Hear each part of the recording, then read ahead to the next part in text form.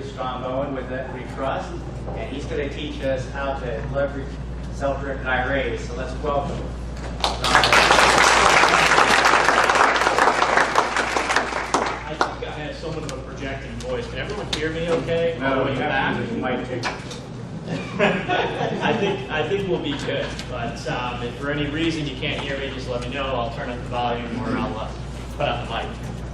So to introduce myself just briefly, my name is John Bowens. I come here from Cleveland, Ohio, actually a suburb of Cleveland, Westlake, where our corporate headquarters is. We've been in the Cleveland area since 1974, and we are a self-directed IRA custodial provider. So what that means is we allow you to use an IRA, a 401k, or some other tax-privileged account to buy and sell real estate. So the purpose of me being here is really twofold. The first is, if you or someone that you know within your family or an investor friend of yours has an IRA, a 401k, a 403b, a thrift savings plan, some other type of tax-qualified account, and they're looking for other diversification options, they're looking to invest outside of stocks, bonds, and mutual funds, a self-directed IRA can be an ideal vehicle for them to migrate some of their retirement dollars. It might not be their entire portfolio, but migrate a portion of their retirement dollars into real estate. Whether it's holding properties, flipping properties, wholesaling, doing real estate options, making loans secured by real estate, so private money. All of those things you'll learn about can be done inside of a self-directed IRA. So that's the first type of investor that we often find come to Equity Trust Company and seek out our guidance in our education. The second type of investor is the individual that is active in real estate. They're currently buying, fixing, selling, buying, fixing, holding, optioning properties. They're producing income, and what happens when we start to produce a significant amount of income? We pay tax, right? So what I'm here to talk about is how you could potentially mitigate that tax liability. Now, I'll say that I'm not here to show you how to pay 0% tax. Okay, that's probably not going to happen.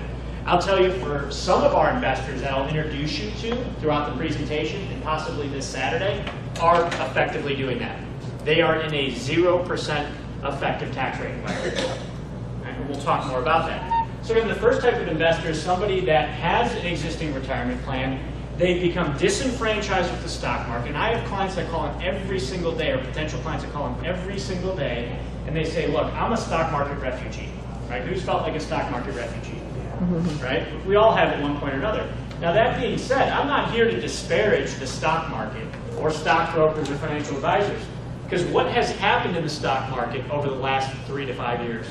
It's grown. It's been pretty good, right? Earnings reports, record highs, every quarter after quarter after quarter. The stock market is really heated up. Is that going to last forever? No. Maybe it will, maybe it won't. You know, I don't know. I don't have a crystal ball.